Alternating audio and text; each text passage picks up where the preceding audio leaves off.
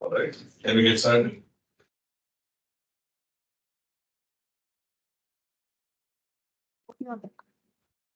And go to your Okay, folks, good morning. Is everybody awake? Okay, I'm glad it's not after lunchtime. So hopefully you should concentrate. All right, so Krishna Mantri is a good friend of ours, me and Satish, and we know each other since 95, a long time ago, right? We studied together. And Krishna Mantri's wife is Madhumita. Madhu is here, graciously accepted our invitation there on a short visit from US to India. And they were able to spend some time. Thank you very much for our employees. She's very good. So she comes from a product owner, product management background. She worked in several big enterprise organizations like LinkedIn, Yahoo,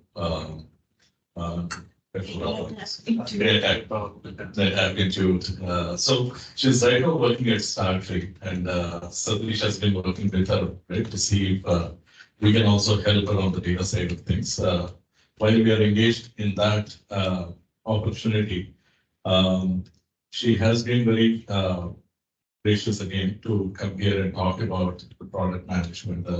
How does it work for the services businesses like us? Right? So a lot of insights you will get, but again, let's keep it interactive. We'll see if you can ask more questions. We'll be happy to answer and things like that. Right? All right. Thank you very much, and I will get to Madhu. Thank you. Hi everyone. I'm very excited to be here. I want this chat to be free flow. I have a few slides to go over. It's more for my reference to navigate through my thought process, but I'd love this session to be more interactive. So before I start, I would like to know how many of you are product managers or product owners? We have BAs. We don't have any. We have business analysts here. Okay, business analysts. Okay, how many of you are business analysts? And can I know like what is the distribution or what all do you do? Are you all engineers or working with mostly with tech, big tech companies? What's your background? Love to hear your background. A lot of these guys, so we are data company, right? A lot of these guys work on the data side of things. Our niche area is MDM. So you'll see a lot of developers around ETL, right, and MDM. And also there is an application development group which works on products. There are a couple of products that we are working. One is Migration Factory, the other one is File Center. So we have that mix. We have a lot of digital assurance guys who are QA basically, right? And beyond that, we have some BS. I don't think not all were able to attend, but some of them are on the. No, two people are on Teams, so they work remotely, and the rest are here. Yeah, so that's the distribution. Thanks for sharing the distribution. So let me summarize, most of you are data enablers, and then some of you are application developers. So great to know your background because I want to navigate my conversations accordingly. So today I will be talking about vision to values, product management for services business. So if you can go to the next slide. A quick intro about me. Most of you probably know by now who I am. I'm not going to read the entire deck, but how I evolved. I started my journey from somebody like you, working for services industry, and then I moved to US, mostly work on a product, internal products, and now working on external like enterprise consumer product. I'm also a very entrepreneur mindset, so I have a bunch of side gigs. And I enjoy writing, and I'm a podcast host as well. And recently, LinkedIn has awarded me with the top product management, data science, and AI voice. So based on my knowledge so far, thank you. I'm going to share some of my experience with you all, and I also follow a bunch of product influencers and leaders I work with. So a lot of knowledge that I'm going to share with you all is about that. And I'm not a service industry product manager specialist, so I do not claim that expertise. However, I'm a B2B PM right now, and I see a lot of synergy between the two areas. So I'll be focused on that. Plus, I'm coming with data background, and since you all are in data, and these days our data is evolving towards being seen as more like a product. Earlier, it was more of ETL or just migrating data, but things are changing and data product is evolving and you should treat data as product. And that's what my background and a lot of those experience are bringing in today from that. I'm currently working on some of the latest technologies, real-time analytics, which is powered by Apache Pinot, and I'm building a product called anomaly detection software. It's called Strategy Third Eye. It's based out of Apache Pinot, and it tries to detect outliers in your data, uses data science technologies. And it's one of the latest one, which was evolved, incubated at LinkedIn, and I'm now trying to get to product market fit and take it to the market. Go to the next slide. Trying. Anytime I start talking about any topic, I start with a quote that is favorite to me. And today's quote, I'm inspired by Joel, who had shared, vision without action is like a dream. So you can have a vision, but if you don't have an action, it's like a dream. And an action without vision is just simply passing time. So if you combine both, then you can possibly change the world. So I'm a strong believer of that, and being part of LinkedIn, I was there for quite a long time, and LinkedIn is also fond believer of getting shit done. That's what we mostly see, and accountability is one of the core values we used to have. And part of it is also like dreaming big and getting shit done. So that's what I believe, and then I'm going to focus more on that today.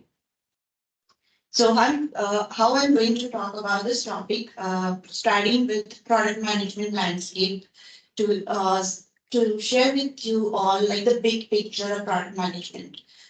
If you ask 10, 15 years back, there's no product management in general. And a lot of the information that I am coming from is I live in a Silicon Valley bubble where there is strong practices of product management. But outside that bubble, there are different types of roles which are eventually evolving into product management, and one of those is business analyst. I'm from engineering background, so even engineers are becoming product. So there's multiple streams or lines of business or background you can evolve into a product. Want to open it? But there is a difference between what is product and versus other roles. So I will be focusing on that as well. So this will be the agenda. I'm not going to read the slide. We can move on to the next one.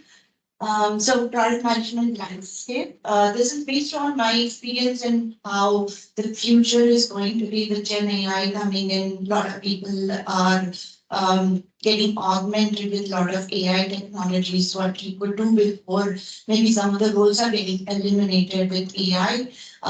However, the new roles are opening up, and there were a lot of questions like how the product management area would evolve. And as you can see, these are the different areas where product is evolving. One is definitely the role is changing. It's becoming more dynamic and kind of listening to the market with the latest tech trends. The role is evolving always. And if you ask, like as I was saying, 10 years back, there wasn't a work stream or a role specifically for product management. But now there's a clear need for that. And especially in data, I've seen it's very cross-functional in nature and a lot of innovation is happening. So I can see that product management is a stream that is growing in this area rapidly. The second one is as we are growing, the data is also growing with us, the complexity is growing, and decision making is becoming more data driven. And that's where data driven decision making is another area in product management evolving, because most of the time, being a product manager, you have to make a lot of decisions. And it's also part of it, art and science, but data plays a big role. So that's another area I can see upcoming. And it's in a way good in terms of a lot of products are being built in that area. And given you all are from data background, it also kind of indicates the opportunity you have or is there upcoming. And customer centricity is another big area. Earlier, like what the way we used to react and respond to things is more action oriented. But we always forget like who are we trying to solve for and what are we trying to solve for, and that's one big focus area which is coming up. And that's why if you not sure how many of you are familiar, but data democratization, that's another big area trend wise is upcoming, where you are building not only being a data enabler, but you are making sure that the data is self-served by end users, and that's where the customer centricity, the focus is coming. Rise of product operations is another big area that's also being seen. And in the bottom, the things that I have listed mostly focused on the leadership. But in addition, like augmenting the leadership role, there are different tools and frameworks being built, even to kind of help product function work efficiently. And there's also the global market and metrics measurement, another area which is also evolving pretty fast. And metrics is another area which I would like to highlight, where our data is another area which is boosting some of these. Go to the next slide. So in order to navigate this complex landscape, and this is what is evolving in the future, is going to be what I shared, and it's based on my experience and plus Marty Garvin, who is one of the product influencers, and I'm part of Shreya's product club as well, and Shreya's is one other product influencers. Both are kind of able to see what's the future of product management or how the product space is evolving, and most of that area that I discussed is based on that. And in terms of skills, like what kind of skills you need to navigate through this complex landscape. So as a PM, I feel like whether you are in service industry or some other industry, doesn't matter, but the core skills that you need to hone is creativity and design. That's how I see it first, where you're building products in which are more customer centric. And you need to have a good design sense, creativity, so that you are kind of fueling the innovation and taking the product forward in the direction of product you're determining. Strategy is always a key pillar because you need to know how to play to win. So you can have a strong vision, but you need to know how to play to win. It's a big factor in PM and PM leadership, especially that's needed. And execution is another strong pillar because you have a play to win, you have a great vision, but you're not able to execute. Then that's a big challenge. So that way execution is a big pillar. Being a PM, you're not being in charge of anybody. So that makes the role very hard. And that's where the influence without authority comes into play. Whether you're working with engineers or developers or cross-functional teams, or you're working with your customers also, sometimes you have to play the role of influence without authority across all these groups and managing up and down. So that's very, very important. Critical thinking is another big area which is very, very important for product managers and product management function in general. Because again, as you are doing, you are taking decisions, you have to wear multiple hats. And then that's where your critical thinking angle comes up. And most of the time we are very reactive, like if we are given something and we try to act on it immediately, but being a critical thinker, you can take time and consider everyone's perspectives and make informed decisions. And sometimes it could be that you are wrong and you should be open for it, and then being acceptable about that and have always a learner mindset. And being empathetic and a good listener will help you to be a critical thinker as well. The other parts I'm not talking about as much, as you can read, and most of them are very clear. But these are the different skills. Now you might have the question like, so many skills, how I can develop myself and grow in that area. Do I need to hone all the skills? Well, the answer to that is no. When product management function itself needs 25 different skills. But you don't need to own all the skills. just listen to your superpower. What is your superpower is like, for example, if you're BA, you're trying to transition to PM, then your strengths are translating business requirement to technical specs or understanding that that's the place you want. So it comes into execution pillar. So you can start being a great executor, then evolve into other areas. So always listen to your superpower, what you're passionate about, what are your career goals are, and accordingly you can shape your direction and career in PM if you're any of you are interested in PM field. You can go to next. So before I explain what the role of product manager in services industries, I wanted to touch base on why I always love the word why being a PM. So why product management is important in services industry. So most of you might think like, okay, there's a product, then we start with a why the product is needed, what problems it is trying to solve. I apply the same analogy if you're working in a services field also. And given my background in B2B, I'm also an enabler of services, not like core product building as such or selling a product to end users, but we are helping enterprises to scale and adopt data at scale.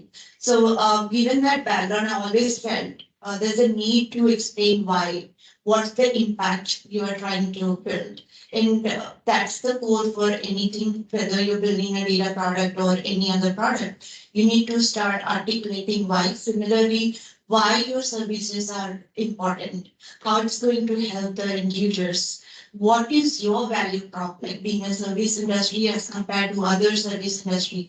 Same analogy we apply when we are building a product from ground up. You are always thinking what is your unique value prop compared to other product that's out there in the market. Similarly, your services, like how your services are going to be unique. Like maybe you're using AI powered services where things are very quick and you're very great at like customer services and giving an excellent service and customer services. That could be a great example, starting with why and what impact you're bringing in. So that's one thing, and how you can accomplish that. And some of the examples I've listed there, like rolling out personalized programs in service industries, which may not be common across others, could be a great example. Another one is interactivity, which is very, very important. And the way I see service industry, also a customer support function, where you are trying to interact with customers. So how your interactivity, every point, like pre sales to post delivery, the entire interactive experience, how you can make it awesome. And that's where the customer centricity, customer focus element of product management comes into the picture. And that's how you can influence this area. The other one is innovation engine. Even though you are in services industry, but you are actually thrown at multiple use cases. With my current situation where I'm building a product from zero to one, one thing is very important. Who are my design partners I'm working with? What kind of use cases, what kind of problems they have, and which use case we can solve better. And being in service industry, you are exposed to multiple customers and who have multiple use cases. So you are able to see those very quickly than many of us are. We are very fixed box in one area. So I think you should take that advantage and then take that into consideration and fuel your innovation engine that some of your customers may not be able to see. Most of the time, customers, what they say, but they are actually telling you in a way they are solutioning for you. So you always need to step back and think a little forward and say what is valuable for them. And you can also fuel innovation engine and come up with great ideas. So I see that services industries are more strongly positioned out there, which we are not leveraging as much. The other thing is, of course, the data-driven metrics measurement are very common, but what you're doing, how you can measure success. For example, you're providing services, how you can measure success that your services are up to the mark. Like you can certainly do NPS score, or there are different ways you can capture the interactivity from your customers. So if you are using a product to provide services, you can collect those data and draw insights and understand your customer behaviors, how they are using your services, and what else you can do. So you can definitely make it more data driven based on that, and what kind of new services you need to launch, or what kind of new programs, things like that. And in service industry, building lasting relationship is very, very important. And that's also a very important quality of a PM as well, because building great relationship means building trust. And once you build the trust, the customer will listen to you what you're recommending to them. So that's a very important and key pillar. Plus, staying engaged, right? We talk about product retention. Once you launch a product, the initial phases awareness, then adoption, then retention. And retention is lot of the time we ignore, and it's easy to get the awareness and adoption done, but retaining the users are extremely hard. In services industry, you can do that with a great relationship management. In B2B space, also have seen that being a very critical pillar. So and try to put together what are the different skill sets needed for a service product manager, and what is core to be successful in a product. Service product manager is outcome. End of the day, all it matters is outcome. So what outcome you are influencing, how you are influencing is different thing, but what outcome you are going after. Same thing happened with me when I was working in consumer facing product. I switched to enterprise, and now in a B2B space. I was initially taken by working at a startup. We had to wear multiple hats. So I was wondering, like, why I need to do this? Why I need to do that? It's not my job. But when I stepped back and saw as a PM, I own the outcome. I own the outcome. So whatever is needed to make that outcome work. Like, for example, your engineers are interested in only developing but not testing. So if you don't have a testing function, then you step up and do the testing. Or you don't have a sales guy who's selling your product. You're in 0 to 1 space, and your company is not sponsoring, right? Or the sale of the product. Then you step up and being the salesman and start selling your product. So that's what is needed. That's what PMs are for, driving the outcome. And once you start driving the outcome, the impact is already seen. And then obviously that will follow more adoption investment in your product. So I see the service product management role is complex as compared to many other, because you are also playing with a lot of complexity, thrown at a lot of complex problems to solve for. Besides that, you have to establish a lot of processes because you're working with multiple customers. They have different processes. You have to adapt to that. And then there's no one size fits all. And you're interacting with a lot of people and plus technology. So combining it all, providing a great customer experience is not an easy game. And that's why it's very complex. And in order to do that really well, the skill set you need, a lot of time we ignore the visionary part. But I see that as a very important thing, like to understand why and what we are doing, because most of the time we start doing it without realizing the why. And that's where the challenge comes, because then you struggle to explain why the service you are providing or why the product you're building is important for your end users. So apart from that, the remaining, I think most of you are aware, I'm not going to read all the skill set. But these are some of the skill set which is important for you to be successful as a service product manager. So now, as we are talking about service product management and the way product management space is evolving, there are different roles. And a lot of time I faced that myself when I was working at PayPal. We had a business analyst function as well, and PM function, and also the PO, like product owner function. And there are a lot of overlapping. Completely agree, and there is also overlap with engineering or R&D if you're working on. If you have tech leads in the team to say, like lot of the time, most of the functions that PMs are doing overlaps with all these. And it's not that PM is here to replace anyone's job. In fact, the way I see is how we are complementing each other. if there's a gap, as I was talking about earlier, end of the day, you own the outcome. So if there is a gap, you fill that gap. But we are not experts in that field. Like, for example, I'm not an expert BA. So I would rather leverage somebody who's coming with a lot of skills or background with that. Being a PM who is able to navigate through all of these, you're leveraging the strengths effectively and getting the stuff done for the vision you have laid out. That's what is more important. So knowing the differences helps. So what PM does and what BA does, but not necessarily that these roles are interchangeable. It just role is a name, but if you are somebody able to do all of that, why not, right? But knowing this clear distinction also matters, because sometimes what happens I've seen, and I continue to educate my team members also. For example, my tech lead who wants to become a PM and do my job, which is completely fine. I can definitely focus on other things, but the core skills the person needs to own and run with it is very important. If you have additional time, you can always do that. The way I see the difference between a PM and a BA role is PM is always comes with more of a visionary background, thinking big picture, you're thinking ahead, staying up to speed with the trends, looking at the market landscape, what your competitors are. And with a strong ownership background where they are blending the service life cycle with the customer experience.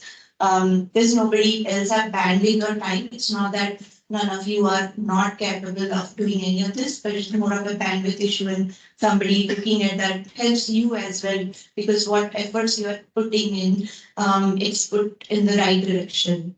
So those are some of the skills I see, like a PM or roles, responsibility PM versus a BA. Where BA is more into details, right? You are translating the requirements into specifications. So when I transitioned to PM, one of the things that I suffered with is imposter syndrome, because I used to be in details and own a lot of things, and then I had to step back and let somebody else do that. But it was the right choice at that time to do, because if I'm focusing on other things, I don't have bandwidth and time to go detailed and deep dive into things. So PA plays a very important role, and I always looked up for BA when I was at PayPal. Now I'm at a startup, so I don't have those resources at hand. So I see that as a big thing. And then closing the gaps between business needs and technical is a huge thing, which most of the time ignored. If I'm playing this role, I'm not probably doing this job well. There's always a gap as we move forward, and BA plays a big role in that. And the process ownership is another one I always relied upon when I was working with BA. The next slide is about difference between product manager and product owner. So a lot of these big companies like LinkedIn had a function called TPM, and I'm sure you all might have heard it as well. It's technical program manager. Every company has a different roles and responsibility of TPMs. Some companies are very focused on program management only, but companies like LinkedIn or Facebook, they are also technical product owner to some ways. And the way I see is inbound PMs, they are kind of in Amazon terms, they have inbound and outbound PM. And somebody can play also hybrid role. What I meant by inbound PM, so you are an inbound PM who is bringing in the voice of customers. You're deeply involved in prioritization. You're laying down the user stories, managing a backlog, working very closely with development team. Now the product owner can be a tech lead himself, or it could be a dedicated product owner who is trying to do this, like PPM function. Usually involved when you're working on large scale product and large enterprises. But if you're working a small project or scale, then probably don't need GPM function to begin with. So that's the product owner part. And then product manager is something more strategic, as I was talking about earlier, thinking big, like what are you planning in the next 1 year, 2 year, 3 year? And Google PMs are most of the time expected to also think about 10 years, because they are always going after moonshot ideas. So that's the PM angle or the roles and responsibilities. And PM also get involved in prioritization, but at a much higher level than going deep into each feature prioritization, but more in terms of the key outcomes, key deliverables you're aiming for. So you have in LinkedIn, Facebook, we were very closely following the OKRs principle, and some of the OKRs are defined by the PM or in collaboration with the engineering leader. So PM plays a big role in defining those OKRs, and that's where the prioritization comes. And the way I prioritize is there is a concept called pebble, rock, and big rock, and pebble and sand. Big rock are the big ticket items, which is more in strategic in nature. And then we have the pebbles, which are continuous enhancements you're doing to your product or new feature releases. And sands are the low hanging fruit, most of the time frictions. So the way I usually plan the OKRs is based on these three buckets. And in the product space, like I own a data product, so I look at what are the customer friction points are there, focused on like that being one of the areas which was in sand, and then enhancements, the pebbles are in example. Say I'm planning for a feature rollout, and I bucket into that. So every time this is a structure or framework I follow, but there's a theme and guiding principles I go after. So that's the next slide I'll be talking about. So after talking to the role differentiation, as you're clear about what are the different functions and how they differ, now how to go about vision to values, and anybody like who are interested in PM function, or you can need not be the role, but how you can take a vision to values. That's what I will be talking next. So if you can go to the next one. So to practice vision through values, there are a couple of core pillars that we need to focus on. The first one is embracing any challenges or opportunities for service product. Here I'm calling out service product, but not necessarily the service product only, any product area, but embracing the challenges and looking out for opportunity, what's out there. Always looking for something that did not exist before is a very key thing when you're thinking about vision and thinking about the strategic direction.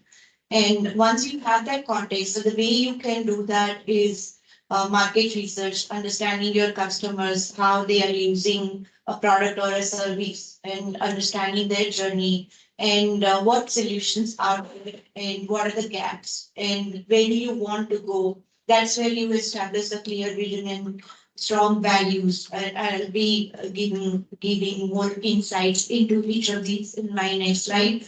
But just to set the context in these areas, the other one is big factor is like aligning the different cross-functional functional teams in addition to customer needs, and mapping that to your company values and what your business goals are. So, for example, in your company values, if you are directed more like taking more ownership, then you take that as a value and think about aligning your customers based on that. For example, your customers is not listening or have other challenges. One good example, recently I was enabling one of the customers where the engineers I had previously worked with DoorDash. The engineers are much more smarter than some of the other company where they are very young engineers. So while working with them, I found that there were a big challenge in terms of adopting our product because they were not skilled to like kind of do some of the core infrastructure. So one angle I could do is like I can say to my product leadership, hey, these guys do not have the right skills, and probably I'm not interested in working with them, or maybe our product is not ready. Another way to look at if your values says that act like owner and being strong accountability, then you step up and see how you can help the customer side of the thing, like how you can help the engineer, like can you provide something that engineer can be successful. So that's the value thing that I'm bringing it up here, which is very, very important when you're putting vision into value as a practice, and making decisions based on business goals. So as a PM, sometimes we are very biased in making decisions. What is good for the product will we completely ignore the business angle to it. Like, what are your business goals? Sometimes it's okay to walk away from a deal because it is not aligned with your business goals or company values or direction, or even like the product direction you would like to take.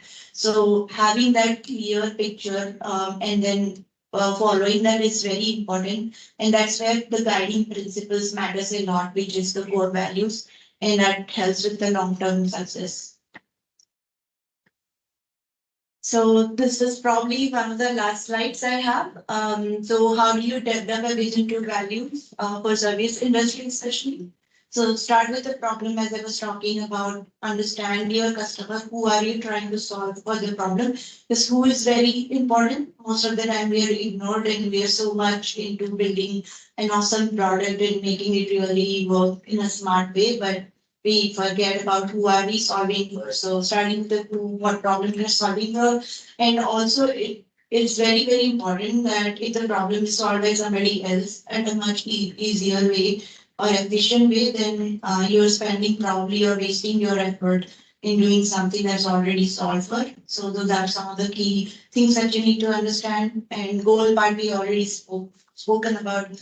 Core values are already talked about a bit. One example I can give at PayPal when I was building the enterprise data discovery platform, one of the guiding principles was building customer centricity. So everything that I was doing or making decisions were around based on that core values. And that's what the guiding principle will help you while making decisions when you are making choices about whether you want to build an automation versus whether you want to build a self-serve experience, which one you would prioritize and where your efforts need to be. That's where your guiding principles also comes into picture. And sometimes your guiding principle is an enabler in making them efficient. Then in that case, you will focus on automation rather than like building an awesome self-serve experience. So that's what is guiding principles and how it helps with decision making. And then also an important skill or an area to focus on when you're practicing vision to value. The last but not least is you always need to show the impact.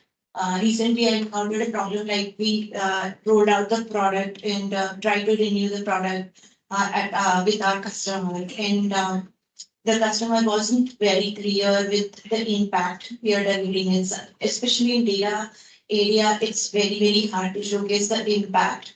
So it's very important right from the beginning. You need to think how you can showcase the impact. One of the examples is you could possibly create dashboards or with customer success stories, or you can translate like what are the cost savings you're bringing in to the customers, which is not very straightforward, but you can definitely build some of the calculators and having the explainability, which is very important in data storytelling, and having that and showing the impact is important. And it is also a good indicator that you all can follow whether your customer sees it or not, but you should be always measuring yourself and while you're practicing vision to values. So I think that's all I had probably today. I strongly believe that product management function is an important function for service industries. The complexity, how it is, and definitely mastering that and building a function around it will help you to grow your service and then also work on things that are really impactful for your for your customers. So that's what I wanted to share. And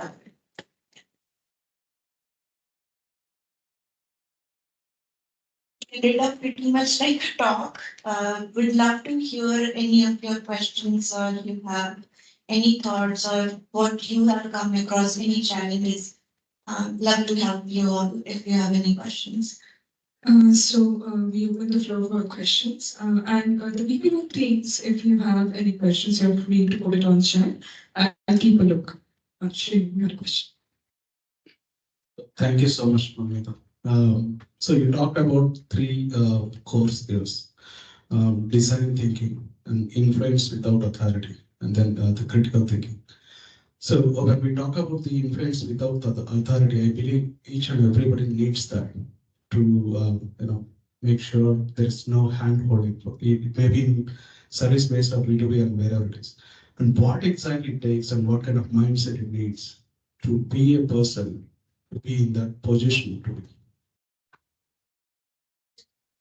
Understand your question. You're asking what it takes to build that skill, influence without authority. Okay, it's a big area that I don't know if I can cover in a short period, but I'll try to answer what I know so far. I think it starts with mindset, having the right mindset. And then the second one I think about is building trust.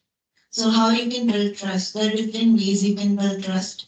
So one of the examples or things that have worked for me, you need to also understand the other person you're working with, right? What is their language? In some people are more action oriented. So if you do things for them, they like, and then that's how you build trust. And once your trust is established, then influencing them will be a lot easier. The other part that I talked about is mindset. When you are go with a learner mindset, I told always not to go with a point that you wanted to make to the other person. So go with a learner mindset and try to understand. Most of the time we do not do that. And then we completely miss from where the other person coming from. And there's a book around it, Never Split the Difference. It's a great book. I'll highly recommend to read it because it has definitely influenced me a lot.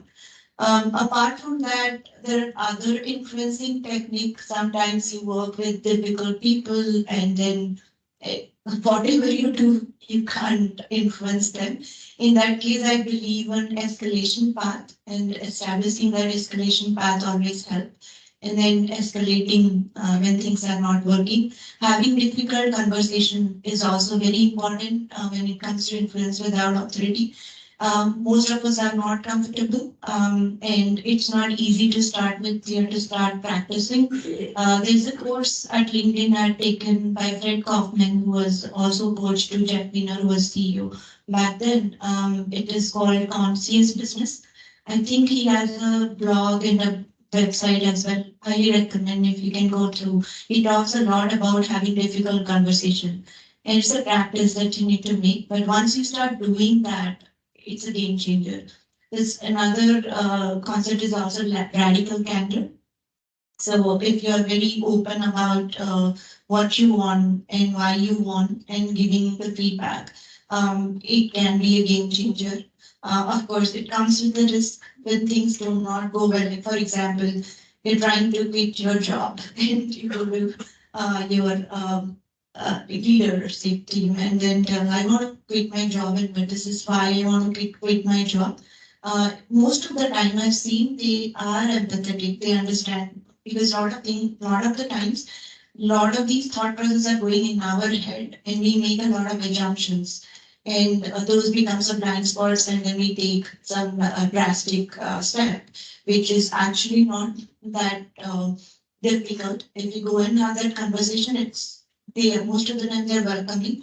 If somebody is not welcoming, of course, there's a risk that you will end up losing your job.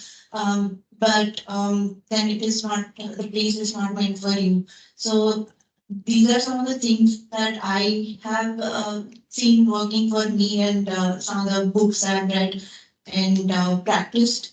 So that's where I say, like, these are the skills one can build slowly to become influence without authority. Again, you rightly said it's a skill set everyone needs to have, and especially in service industry, it's much more needed. So, but being a PM, it's a core pillar. Without that, you can't survive, because nobody is reporting under you. I'm sure, like, if you're working in a service role, you still have like reportees under you. You have more control over. But being a PM, you're not. Nobody is directly reporting to you, or any role that you are in. Kind of influencing your customers or team or anybody, influence without authority plays a huge role. Did I answer your question? Thank you so much. And I had one question for everyone. So what is the impact of generative AI the AI on PM? Yeah, I touched base on that. So as I was showing different skills and how the PM function has evolved, if you are somebody, and it's a great example is Airbnb recently, their product function got rolled under product management function and it kind of no longer exists. So part of the reason is why, because the things that the PM function was doing, the core PM values were not strongly established. We need a strong product leadership to do that. And because of which everybody started seeing them as a product marketing person, and that's why the role function got rolled up under that. Similarly, even Gen AI is coming. Gen AI is doing a lot of things. Like you can write a PRD very quickly out of Gen AI, right? If you're a PM who was writing just PRD, obviously you can think your role is getting eliminated. So I think setting the focus, understanding the things that I talked about, I see PM more of a soft skills person than to like technical depth, but you need to be technical to understand or each function because you're working in multiple functions. So you need to understand each of the function, how they work and filling the gaps when it is needed, but not just focusing on one thing that could be easily replaced by Gen AI. Of course, it is evolving in 10 to 20 years. We don't know how the PM function will be. That's why it is dynamic and keep changing. What I've remembered in past also when technology is always evolving and there was typewriter, then there was Xerox machines, things kind of evolved and the computers came up. So people who used to be typewriters, their job is gone, right? So similarly, those people probably evolved and adopted new technical skills. So with PM function, I think honing the creativity, design sense, and the collaboration, communication, leadership aspect that cannot be replaced by Gen AI anytime unless you're building humanoid. We are a bit far from that, I believe. So that's how I see. And then I see more of Gen AI being an augmenting aspect of PM. So you can build assistant for yourself because PM function always needs 10, like multiple things to do. I always run out of time. And with Gen AI, definitely I'm now able to play a multiplier role. So I don't see it as a threat. But one thing I need to do and it's not PM for anybody, it is true, right? Having a growth mindset and how you can continuously grow with tech, evolve with tech is very, very important as we are thinking about future. Absolutely. Any further questions from the floor or on for the people on call? Don't feel shy. You can ask any question, no questions, right or wrong.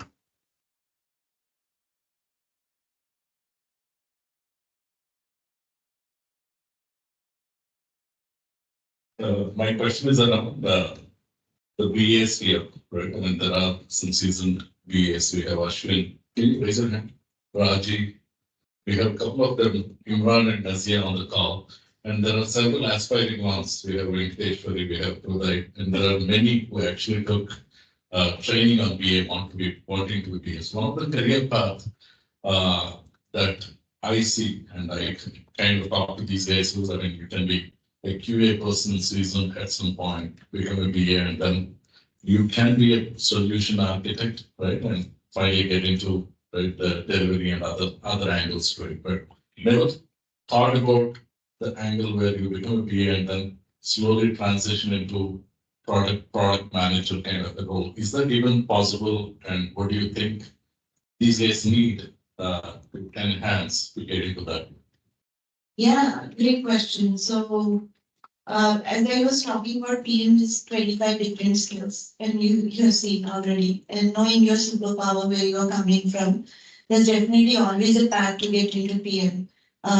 However, you need to know what are the gaps you have. And being a BA, I think your gap could be more in terms of taking a product to end, right? Launch and then delivery aspect. Most of the time you just spend breaking down the business requirement to technical specs, and then maybe your role ends there. Sometimes you're just testing features and making sure it has high quality, but you're not cared as much like what is the end state of that product looks like, or how you should shape up your product. And that's the gap I see that you as a BA or a QA person you need to close. So there are different trainings that you can take. When I transition, I've done a bunch of things. For example, you can always take trainings. Free courses are available now in YouTube. Also, a lot of free courses available. Take one of those to get acquainted with what the product functioning in general looks like. Strategy is one big area that not many of us have if we are into the details, and that's another area to build. But these courses are very helpful, and soft skills is another area so that needs to be practiced. And there are courses like from product school. I'm a huge fan of that. I'm also a graduate from product school. They are, I think, giving also online courses these days, so we can take it from anywhere. The once you take product school or the general assembly is another one, or Reforge is another community which is training the first time PM, and highly recommend to take any one of them if you're thinking of transformation to PM role. Once you have that, then you can advance in your PM career, and there are different courses from MIT or Berkeley. I've taken courses from Berkeley myself, and that is helpful. A lot of people say MBA is not as helpful, but I have seen MBA is usually helpful for becoming a PM because you need to know the business side of the thing, business acumen. Although you're closer to business, like being a BA, working with business people, but you're not thinking from what are the business model look like, or what's the pricing strategy if you're building a product, or even like for services, how you would price a given service. So I guess thinking from end to end, filling that gap and is necessary, but it's not mandatory. Of course, you can start as a PO, like product owner, then eventually determine your path or the different paths one can take. And I do see like PM, BA and QA has a huge role to play because a lot of time PMs are responsible for why and what, and also making sure the product is working as expected. Right, so these skills are valuable. I think it's good enough for service industry, but if you're working on, say, R&D product, that's where you need the engineering mindset as well and being more technical. Even as a BA, it doesn't hurt being more technical, so you can always learn more technical, even you're working in data space in general, right? You do need to know the feasibility part, although you're not solutioning always, but you do need to have own the visibility part.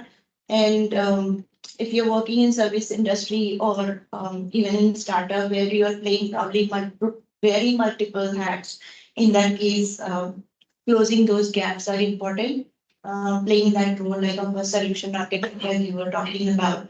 So that's why taking these multiple roles helps you to groom you to be a better PM, but not necessarily that you always have to take that complex part to get there. Did I answer your question? Yes, thank you. We have a follow-up question from Nancy, who's one of our users working remotely. So adding to what Prashanth asked, what can be the starting point for a BA to transition to product manager? I just answered actually, like reading through the free courses, one of the things. You can always, one thing I completely missed, which is finding a mentor or a coach. I have always worked with mentor and coach.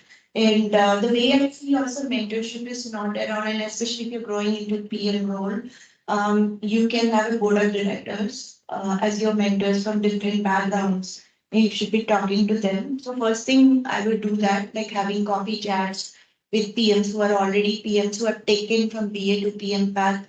They may be closer to you and understanding. I have taken from engineering to PM path, so a different path to speak a lot about BA to PM path. But I'll highly recommend to find people. There are these days on LinkedIn, and there are different other platforms also. I think TalkMan is another one in India. It is growing quite a bit. You can find mentors, and there's I don't remember a newsletter that I follow very Hello PM, I think. So that's a newsletter. It's written by somebody in Bangalore. He writes an awesome blogs and content about first time PM. So definitely those are the resources I would rely on to begin with. And then work on taking a course from Broader School or General Assembly or Reforge. Reforge quality is the best and it is more the latest and the greatest. So I highly recommend if the company can sponsor a Reforge program, then people can enroll and take those courses. Otherwise, there are also free courses available. I would not recommend just start if you're serious about PM, then just don't go by free courses. It could be a good start, but definitely take some PM certification. That goes a long way. Did I answer your question? Yes, looking at you. Yeah, she did answer.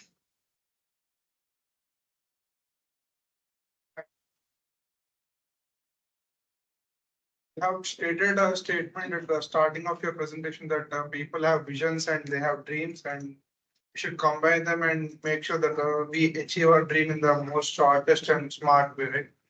So my question was that we have product owners who have the dream and who wants to achieve that in a simplest way and efficient way. And we have multiple people under the product owners like team leads, individual managers of the team, and people who are like data engineers if we are building a product of data or any other platforms. What is the need of a product manager? What are the duties of a product manager? What does he needs to do? Because throughout the lifetime of the product, the major role of the building of the product lies with product owner and the team. When you said, you mostly told it like it was like a soft skills kind of thing which is very needed for the PM, because he'll manage the total team basing on what is required at what point and what should be done at a certain point. But what is the major requirement of PM in building a product? And once the product is done, what can a PM do in that product? Yeah, completely great question. So I don't know if you heard his question. He was asking that most of the work is done by product owner and the team who are deeply involved in execution. So what's the role of product manager? Product manager are only somebody who owns the soft skills part and collaboration, or there's more to do, and it's beginning of the product or after the product is launched, what product managers can help with. Well, I think that's not exactly what I wasn't communicating. The skill set that is needed for a PM was more around owning the soft skills, which is needed because you're seen as a leader in that space. But in terms of what exactly the role is, it's more about the visionary or big picture thinking. So being a product owner or the people who are into execution, you're building the product, but you're not as much spending time thinking the future direction, like what your product will shape up in a year or 2 or 3. And are you building the right things? Are you trying to solve for right problems? Why are you solving this? Whom are you solving this? A lot of this work can be done by PM.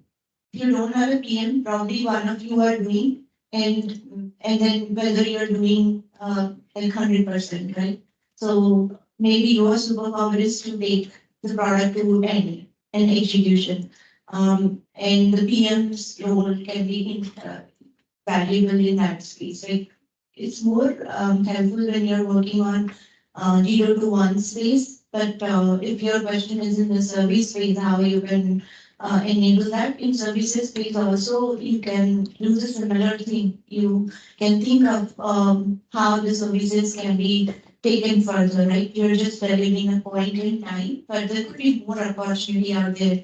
You today, say for example, for one industry, you are helping building a pipeline or working on an ETL. But what more you can do? Can you pick up some other dashboarding part which is not being done by your team? Those are the things, identifying those opportunities, PM can play a big role there. And once the product is shipped, what PMs can do I mean, before the product is shipped, PM has to do a lot of things in terms of GTM, like when you're taking go to market, there's the goal here. You're thinking more strategically. In terms of because anything that you're doing, there's a long-term angle to it, how you can be successful in long-term, and that's where PMs can come into play and then help with the long-term sustainability. And when you're thinking about shipping a product, GTM, you need to think a lot of things like who are you shipping to, what like if there are market segments, you need to think which segment you can offer your solution better because there's a place it's already crowded and you're offering your solution, you're competing with many others and your sustainability in long run will be harder. These are the things that peers need to think. And then when you're thinking about launching the multiple things you are thinking about, like are you meeting a specific business goal? What is your goal that you're trying to go after? And based on that, you define your target segment and doing a lot of things like messaging is a big part when you're launching a product. Of course, if you're translating back to now services, also, I think messaging is a big part. Like what is the impact you're going to deliver to this? How you're going to measure success? PM is also somebody who's looking into all that. Besides, I think the people aspect of it, right? Like being a PO or a deeply execution focused, your time is more involved, taken in building the solution, but you're not looking at the other challenges or what things can go wrong. And these are the things where PM can be also very instrumental in taking or adding value to the team. Did I answer your question?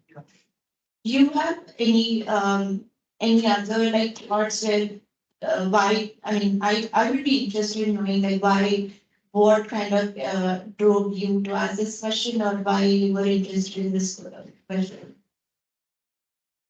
I thought like within a team, we have a product owner means he has a final goal and he knows if he has a goal, he is always constantly thinking how to achieve it in the smart way. So I thought, what is the major role of PM and what could he do once the product is been launched? Because when you just answered the question, you said that he will be doing a complete forecast of what is the market of this product, what is the reach of the product in the customer throughout the customer. So yeah, I thought, what is the use of the PM? Because we have a product owner, right? So Yes. You just said, right, you have a goal you're trying to go after, but it is very timed point in time. You're very focused on execution, but not so much in strategy, right? What are your goals for 2 to 3 years? Can anybody predict that? The predictability, the forecasting piece is very, very key for long-term sustenance. And I think that is the shifting mindset one needs to have, like how you can from zoom out and then do big picture thinking, then just deeply focused on goal setting and execution. That's the execution pillar of the evolving space that I was talking about. And that's where the difference between a PM and PO comes, the slide that I was going over. Okay, another question. Balaji. cannot hear him. Raji. Most viable product and also a lot of things. Raji has a question. Right, doing surveys. Yeah, You just see your Raji has a mobile question. surveys, like quite late. She's fast. Understand what it Ask her is. to ask the question. Feature everything. Those are the things. So we have 3 questions. Behind the background, they keep doing it. Whom they're building and how. This question. Okay, thanks. So will PM also takes care of A/B testing when they are developing your testing policy? So will PMs also takes care of the A/B testing when they roll out the new features into the market?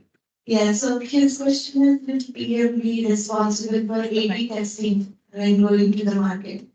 Well, certainly yes, because as the PM, you should be also doubtfully lot of time using your product because you're trying to wear multiple hats, right? And one of the things that you do is bringing in the customer voice. But in addition, you're also thinking beyond that.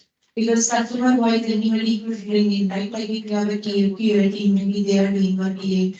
team they are doing already, what's the different thing that PM can do. So definitely, yes, PM should get involved in A/B testing, but more on keeping the larger picture in mind and what is the direction the product needs to take. And based on that, like for example, if you're, since I'm doing an anomaly detection product, I can speak for that. So say for example, we are rolling out an anomaly detection for a fraud detection use case. So now if a PO or a VA is involved, they will be deeply focused on testing the fraud detection use case. But as a PM, I want to take this product further down and where I want to serve this product for multiple use cases. So there are other use cases other than fraud detection only. So when I'm doing A/B testing, of course, A/B testing is very targeted for a particular segment. But I'd like to see also what are other opportunities out there, right, for that particular segment. If it's a fintech industry, today they're doing fraud detection, but tomorrow they could probably use a platform for monitoring to identify some of their business growth or what are the leaks out there in their finance transactions. So these are the things that PM can do further thinking and while doing A/B testing or any other testing. A/B testing is probably not the right word, but in general, like PM can also play a great role, but more in thinking of long-term picture in mind and sustainability. Because team is already focused on doing the details and current features and goal testing. So yeah, so the answer is yes, but thinking more in terms of the bigger picture. By the way, that we touched upon customer-centric approach. And so in my previous account, there is a process called CCD, which is customer-centric design. And there is a separate department within the business which talks about customer experience principles. And then there are a bunch of guys who are doing the customer journeys and business processes. So what is the role of PM around these different things? Yeah, so I think you're talking about UX team, right? Customer research, UX. Yeah, at LinkedIn also we CX. Yeah. So LinkedIn also we had a team like that. So the way my function was at that time was collaborating with them and all the time PMs are actually defining the why and what, right?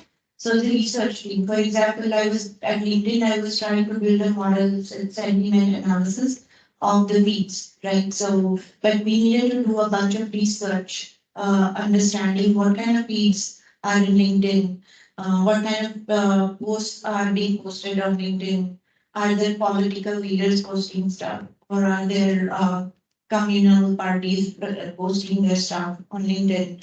So to do this research as a one person team, I can't do everything, and I'm not expert as well.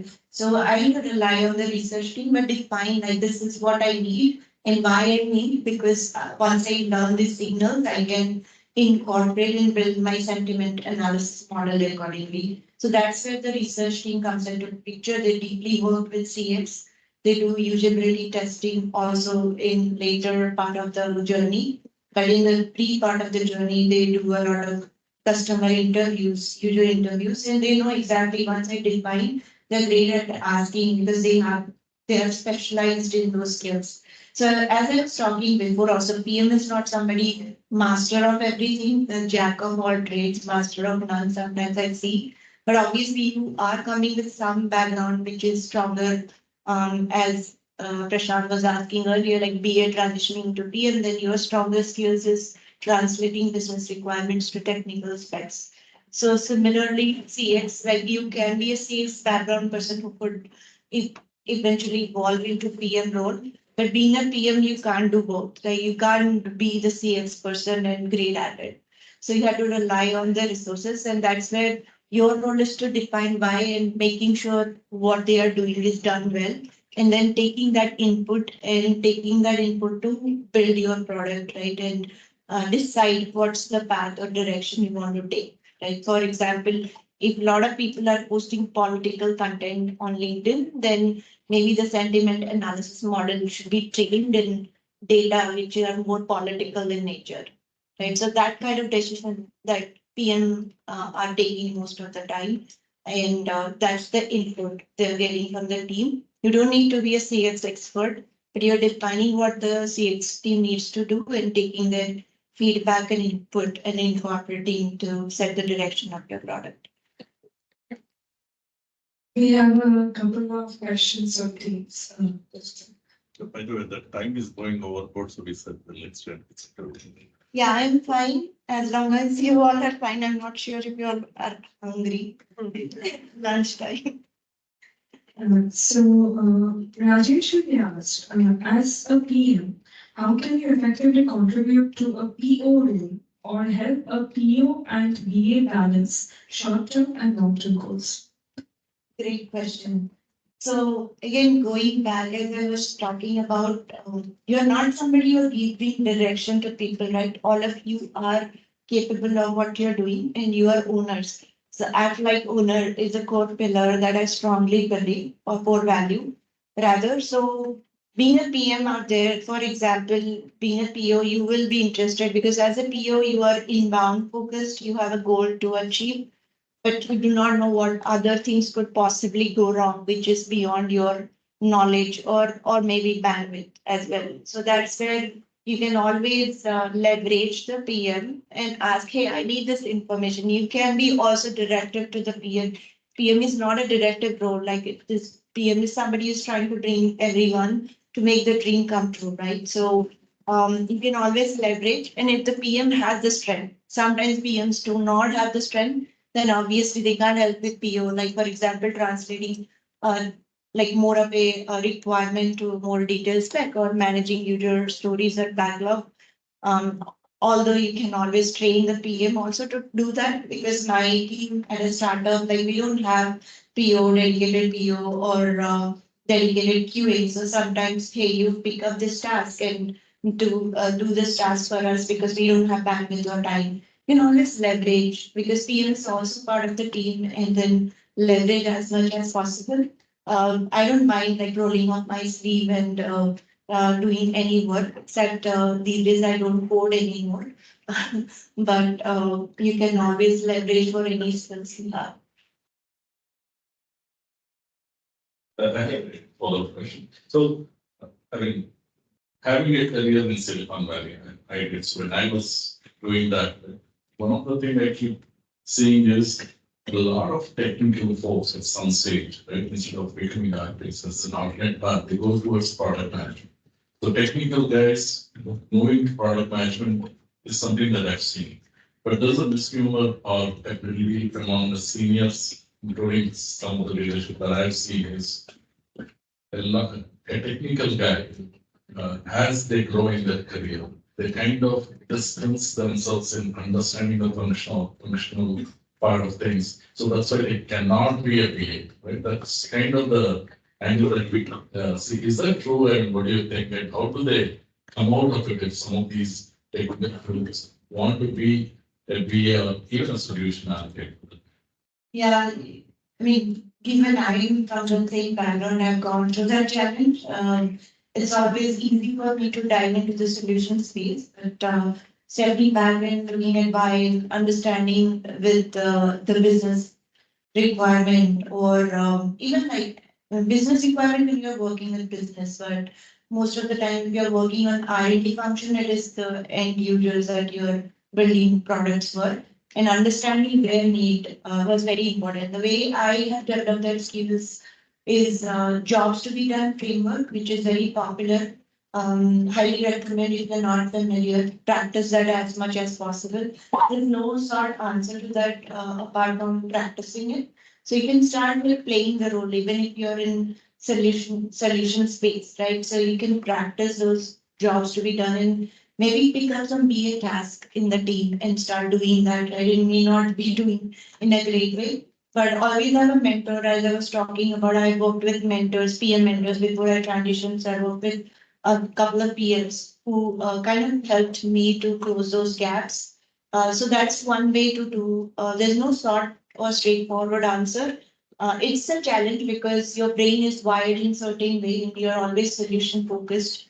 Then changing that. The other thing I could think about is complementing, right? Like if you have somebody in the team who can do that role better, then you focus on more on the solution side and then leverage the person who is expert in the business acumen. That's why the space is right now evolving. In fact, in our space also, we are talking about more of inbound and outbound PM. So outbound PM are mostly focused on translating or working somebody who can understand business well, translate the requirement well, and then inbound PM is who is building the features and delivering. At LinkedIn also, we had a concept of business PM, who were working very closely with business teams, and their role was specifically translating the requirements to technical requirements, and then the teams will pick it up from there. So yeah, so that's what I know so far. Hope I answered your question. Our team member Rajesh asked, as a PM, you have all the data to back your decision, product roadmap, product market fit, GTM, what competitors are doing, what problem we are solving, what's important, not important. At any time, will there be a difference? Okay. At any time, if there's a difference of opinion that arises from the product owner, how do you convince the PO if that happens? If there's a difference that happens, how do you convince the PO? I think going back to it, you had asked this question about influence without authority and difficult conversations. So I guess first thing is to understand, I mean, both for PO and PM, why they're coming from, why the differences are, understanding that the step one, right? Understanding each other, building that empathy with each other. That will help result. Like the way I can imagine PO might be coming with an angle of execution focus and what are the challenges could be. And PM might be thinking more of strategic, right? Long-term sustenance is going to be a challenge. So both of them openly talk and empathize with each other, great. But sometimes there is personal values and things come in a picture and you can still have conflict. In that case, look at the big picture, right? What's your business goal? What's the company goal? And what's good for your customer or good for your user? I think that could be a direction one can take. If two of them are not able to come to a conclusion, then at LinkedIn we had something called 5-day alignment. So that's the time box period. In 5 days, you need to align with each other. So you can always work your escalation path, leverage them. But when you go to escalation path and go, they're trying to escalate, the approach we used to take is both the parties would recommend why they're recommending what. And there's always encouragement that one path can be taken. Ultimately, there will be one decision maker. It could be the CEO or whoever is the head of the group. And then after hearing both the parties, and they will make a decision. Okay, we will go with this. Then whether it's PM or PO, whoever, the decision might not be in favor for you, but for better good of the company, sometimes you have to agree with disagree. So that's the approach you can take and have a resolution. Thank you. So as we are out of time, we'll take one final question. Any other questions? Can you put it on chat? Sure. We'll see. Let's do Prakal. Prakal, the question. My question is related to the peers. So, is it really use the technical skills for the peer product management? Great question. So I guess I've heard different things. Given my background in technical, I am working on a technical product or data space in general. You need to be technical as a PM because you need to understand the feasibility part as you're thinking of the long-term sustainability. And if you're an innovation PM, then it becomes even more critical to be technical. That's why a lot of engineers become product person because in R&D phase, it is a must-have skills as you're thinking through. Because if you are working on, say, building an ML model, then obviously you need to be somebody who's great at algorithms, right? You can understand the algorithm, so you can innovate a new type of algorithm. But another angle to that is not all the products are technical products, right? And there are products which are more functional products or which are more application oriented, where you're leveraging certain technical capability. and bring like converting that to an app and rolling it out. In that case, your skill sets will be more primarily understanding the customer journey, translating that to a technical requirement.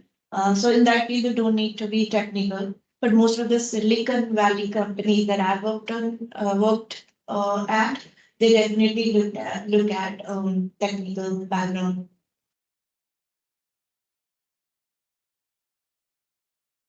Last question. Sure. I was driving. No, One sec, one sec.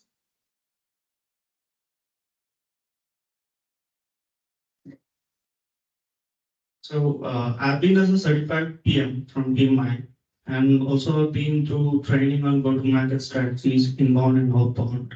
So I just want to clear my question on product owner and product manager. So the owner actually takes care of the functional, like if there is a big, huge product we build for a customer, then there will be a lot of functions that needs to be worked on. So there will be multiple product owners in that project, right? So and the project manager actually deals with the uh, long goal of the project, maybe the 5-year plan or the 3-year plan. Is it that it happens in real time? Because I've seen this in Amazon, so I just wanted to have this answer. Are you talking about project managers or product managers? Right, sorry. Yeah, so project managers, product owners, these are very overlapping roles. Product owners are more focused on, as I was talking earlier, also they're more focused on near-term execution and goals. And obviously in that function also you have to collaborate with multiple teams, maybe development teams and working through that. As a PM, you are also external facing, right? Like there is somebody looking up to you in the customer space or market as well. So you're representing the product or the team externally as well and internally as well. So yes, you could work with large scale product initiatives where you can work with multiple POs. Maybe sometimes you also work with multiple PMs. For example, if you're working on an application side and it is using a core ETL feature, and there's a PM for ETL or ingestion. So sometimes you have to work with them, give your requirements to them and make that happen. And sometimes there's a PM in that space or just a PO. So you have to work with either of them. And in real time, yes, it happens. There's definitely cross-functional POs. Sometimes I've seen also some of the PMs only focus on strategy and scaling a product rather than being like very laser focused on one specific product or feature. Platform PMs play into that role more. That's why probably at Amazon you saw that more because Amazon builds a lot of platform and services and parts are built on top of it. That's the reason why you see that. And yes, there is inbound PM and outbound PM. And at Amazon, that clear distinction is there because they are a platform company. And platform companies are strategic and large scale product initiatives. So that's why one PM can work with multiple POs, multiple PMs, things like that. And they could be inbound or bound. Did I answer your question? You actually answered it very clearly. Thank you. And one more thing, there's a myth that's going on, like just now, Prakal and so many people asked that a technical guy cannot step into the product and manager role. So, so I just want to be personal about my career. So it's just been 5 and above years of experience in my career so far as an IT guy. And I've been more into technical fields. And I've got certified on PM because that was my goal, like I wanted to be that. So how to remove that myth from someone's mind if they think that a technical guy cannot perform a PM role? So I think understand also why the person saying that maybe they know you very closely and a lot of time people say that because even I have experienced that right in my initial days. A lot of PMs I talked to, they said like PM is not a career path for you. It's all about what you believe, what you are passionate about, and why they were telling. There's a reason to that, right? They were thinking that in my current career path, if I continue to grow, I will probably grow to a higher role, or I could be more influential than starting PM career fresh, right? You're again stepping down and taking up that. What they did not understand at that time, and earlier the career paths were very ladder kind of thing. Things are changing right now. Career is a journey. You can take different paths to get there. And that's the, I don't think so. You need to prove might to anybody as long as you believe that you can be a great PM. All you need to find out what are your gaps and how you can work towards closing the gaps. And luckily, like earlier, that wasn't the case, that there were a lot of people who were helping other people to succeed, right? But these days, that's not the case. There are a lot of people who are trying to help first-time PM from different backgrounds, whether you're technical, non-technical, to become a PM. So you just need to believe on that. And one of my mentors had said, if PM is the right path for you, as long as you believe, you need to find that answer for yourself. And one big answer is if you can do that role without getting paid for it. So that's where you know the answer, whether you enjoy that role or not. And then starting with shadowing somebody or doing a side gig will help you to understand more, like whether you will be able to succeed in that role. And also building that support system. I did that, and luckily the people that worked at LinkedIn were very supportive about my career transition. And that also helped in my family and friends as well, who were very supportive about my change to PM. I'm seeing my husband, he was very supporting, always encouraged me. So you need to find those people who are your support system. And there's no why. You need to believe in yourself. Last question. Sorry, Prashanth. Before starting my journey into IT field, so I've been leveraging a startup MSME kind of stuff. So where I've had a R&D hub in Hyderabad in Naguru. So now now I'm not part of it, but still at that initial phase, I've seen a need for someone to take ownership of the entire product while the technical team works on the technical stuff. So what is your suggestion for Blumetra?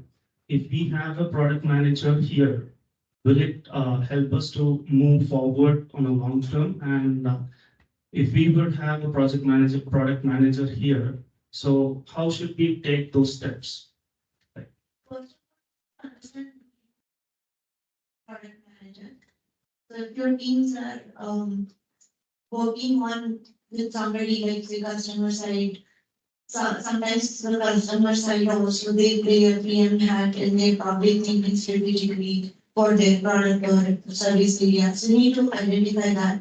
Besides, I think we can still form a product function here in terms of if you are planning to build products that the team can sell to your customers. But you need to find out if there is an opportunity for that. There's always things without being said, you can still do like anybody can do the PM role, like you can work on things and first work on things, identify those opportunities. I can see which opportunity you can influence. And then we can talk about why a PM role is going to be helpful. I don't know a lot about Blumetra, so I can't speak exactly whether you need a PM function or not. But definitely try to understand who are your customers, what are you working on, are there any gaps that PMs can fill, or there are strategic thinking needed, nobody else has time and bandwidth to do certain areas and step up and try to fill that gap. Like a lot of times PMs are not told what to be done. You take the ownership and you identify the opportunity and go and tell them like this is what the need is and this is why we need. That's what is needed. Since I don't have enough context, I won't be able to say one way or the other. But you can definitely look after these and then take a path forward. But the needed product function or not.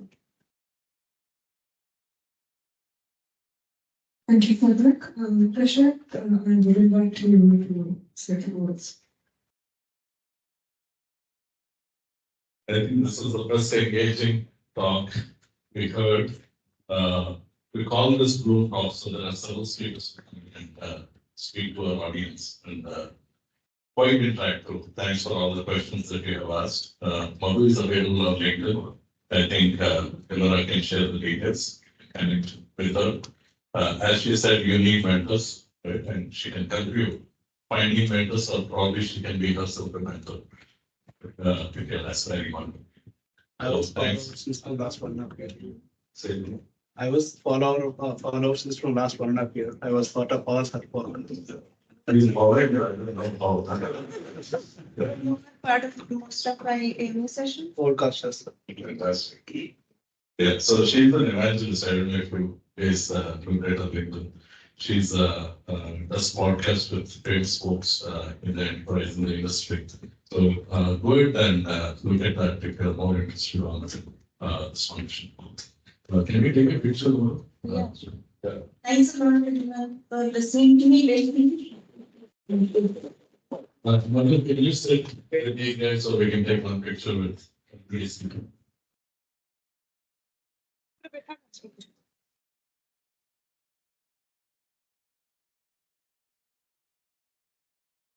You probably sit here.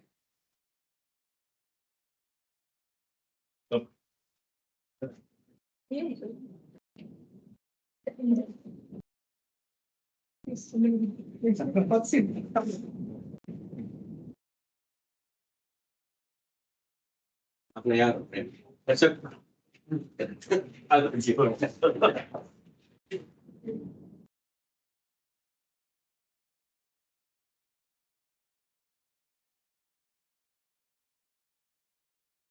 Thank you.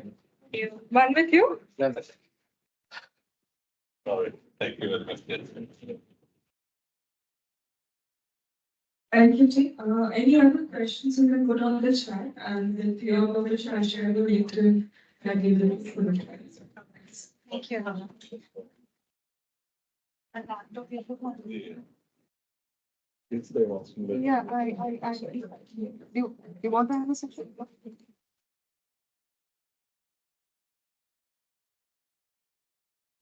Thanks, folks. We'll stop the call.